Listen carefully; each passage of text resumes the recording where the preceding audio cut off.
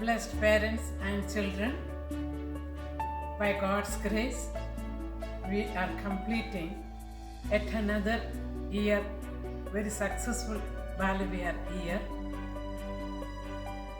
This particular year we had a unique situation of COVID's issues.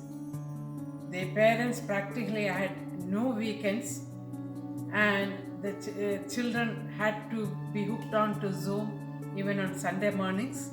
We would like to thank all parents for giving this support and cooperation for enabling their children to attend Bala Vihar, taking their precious Sunday morning time. Very true.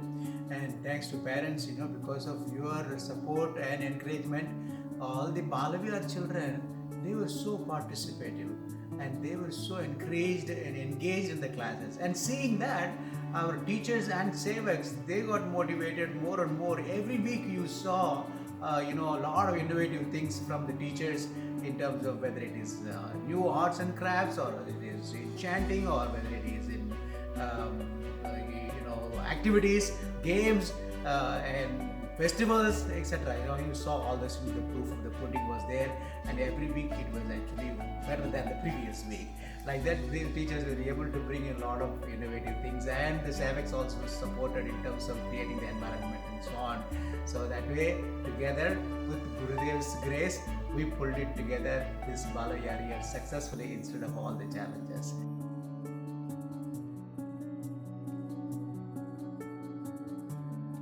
Hari Om. I'm going to give you an update on Chinmaya Gurukul Ashram expansion and our fundraising. We have been holding Bala Vihar at South Foorside Middle School. However, we have always had a vision of having our own facility. With that intent, we purchased an ashram property a few years ago, and we have been holding our adult classes and celebrations and pujas there. However, we do not have enough space there to have our own Bala Vihar. So last year we embarked upon this ambitious project of expanding our ashram, where we will build one wing with 14 classrooms, 7 classrooms on the ground floor and 7 on the second floor. With these 14 classrooms and 4 classrooms in the ashram, we will be able to hold Bala Vihar there in 2 sessions. In addition to this, we will also have 300 plus parking spots based on county requirements. This whole project will cost us $2.5 million. We have been raising money for this purpose for many years. However, we do not have $2.5 million. So in 2020 October, we launched an exciting fundraising campaign. We came up with this exciting program of honorary donations, where families can donate patram for 2,000, pushpam for 4,000, classroom for 10,000, and so on. With this program, we have already raised about $400,000 since October in donations. In addition to donations, we are also running another program which we call Patron Loan Program, where we take a loan from our CMA families and we give them 1% interest. The loan is either on a 5-year term or a 10-year term. Our goal is to raise $700,000 by August in donations and about $1 million in loan. We sincerely hope that you support us in this effort, and by Gurudev's grace, we will be able to complete our project by September of 2021. We are hoping we have already started the construction in March. We started on March 1st, and we are hoping to finish our construction by August or September, so that we can move our Bala Vihar there. Hari Om.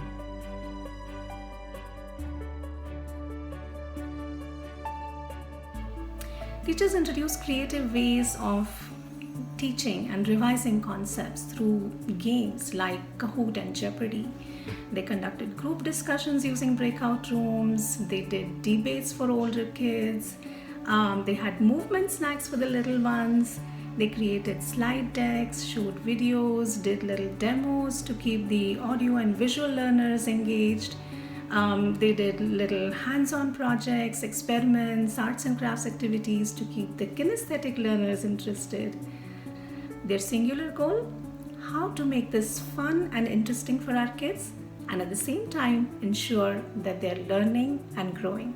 Initially, some of the pictures being new for 2-year-olds were tricky to show or talk, especially the Indian stories, mythological stories. But with parents' coordination and sharing of files before and after the class helped us get through smoothly. Sometimes the kids had to run around or eat something in the 1 hour. That was okay for us as long as they were in the room. That helped the kids enjoy the program, and eventually they started sitting in front of the devices and responded beautifully. We did virtual pujas, yoga poses, games, dancing, and the bhajans and all. I have always followed just one simple rule. If you want them to listen to you, you have to listen to them first. So I always start my class with one simple question. Hey, how was your weekend? And boy, do they want to share. I've heard from my grandmother is here and she wants to listen to the class. Can she join in? And I'd be like, yeah, sure. She can listen to some Bala Bhagavatam as well. 2, my dad taught me how to create a Gmail address. Can I share the Gmail address with you? And I'd be like, yes, but not the password, okay? And once they have shared their experiences with me, they are more willing to listen. We have had fun. We played Kahoot, we did virtual puja, we watched Krishna videos, so it was fun.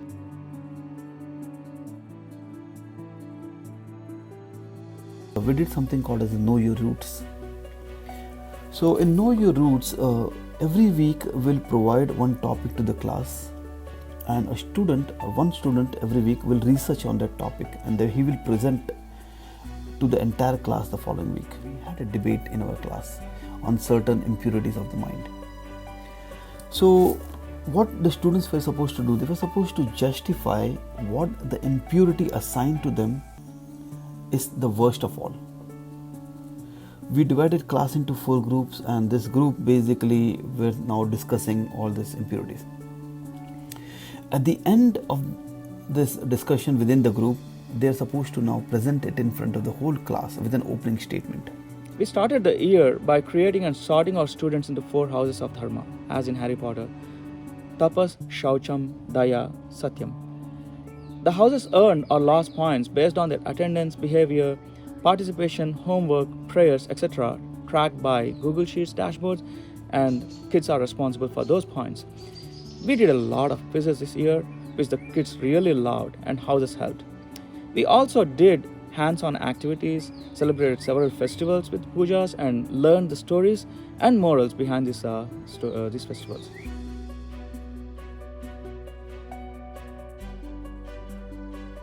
With respect to the 10th graders, they learned the practical aspects of self-unfoldment. Let's say, if they took gunas, they will come back with a skit explaining how sattva, rajas, and tamoguna impacts us. Similarly, when they took values, they take a classroom situation and act out. It was so nice. Overall, we had a fantastic year.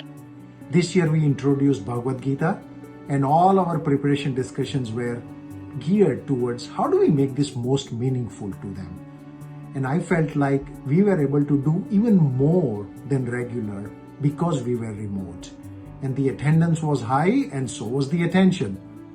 We were able to use a lot of tools and technology like escape room, Jeopardy, breakout room, Mentimeter, Google Form to keep the class engaged and attentive by constantly having their attention on trying to learn Bhagavad Gita in a practical manner. they decided to meet every week instead of fortnightly. They also formed 4 houses called Samuhas, and they worked in close collaboration with one another. They also formed subcommittees like digital media, social media, web development, and the social outreach committees, so that they can meet with like-minded Jaichiks outside of their Samuhas.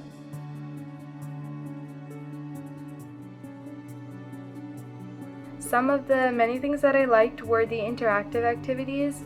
For example, to show different types of karma, we took cups that had different amounts of marbles to show the karma before birth, during your lifespan, and then after birth that you would take onto your next life. And overall, I really liked how the Bala Vihar days were organized in PowerPoints that reviewed previous concepts and introduced new ones. We pursued creative opportunities, whether it was having a Jeopardy game, having an escape room, or doing a virtual yearbook photo. We did all of these really exciting things, and we put all of these things together, which made it very, very enjoyable. In virtual Bala VR, we got to do many things that we couldn't do face-to-face. An example was we got to do online quizzes like Kahoot. This was a great way to keep us engaged. Another thing was many of us got to do presentations on important figures in India's history. This was a very fun thing to make, and we learned a lot from it. The things that I enjoy learning in Bala Vihar are the slokas and stories. Every story has at least one moral in it. I also like the fun competitions like art, writing, and Gita chanting. I'm sure you like at least one of these competitions. I love the formatting of our Vihar classes. I also liked how interactive our online classes were. For example, we had quizzes and a debate to see which emotion was the worst. Every week, I look forward to attending my classes. I have really liked spending time with my classmates.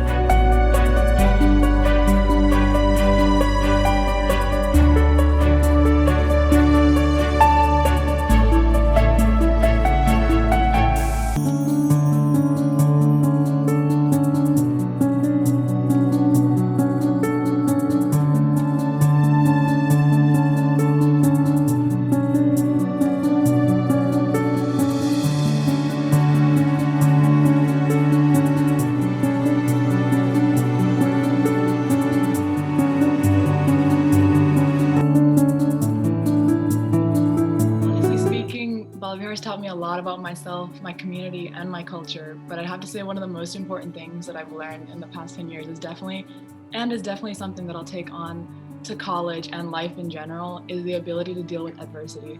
I know I'm not alone when I say there's been a lot of situations in life where I want to sit down and ask, why me? Why did this happen to me? But I've learned that nothing good comes out of thinking like that. And the best reaction that I can have to a situation like that is to look at it in a positive light, reassess and analyze what I could improve on and do better in the future. Bala Vihar has taught me a lot of values, and I feel the value that taught me the most is probably patience. The value that I've also learned is probably good karma, spreading it to the world what will come back to you. And so that's why when I go into every situation, you have to think, how are you positively impacting everybody around you? How are you spreading good to the world?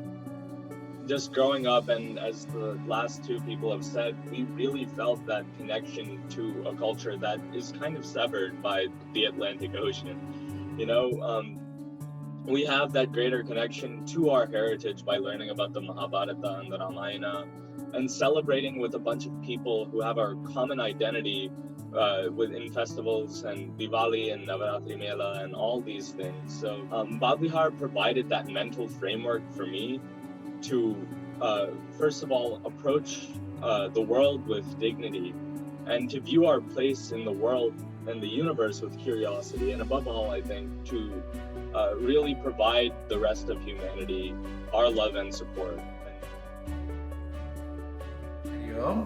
Thanks again for a very successful Bala Vihar session in spite of all the challenges what we had.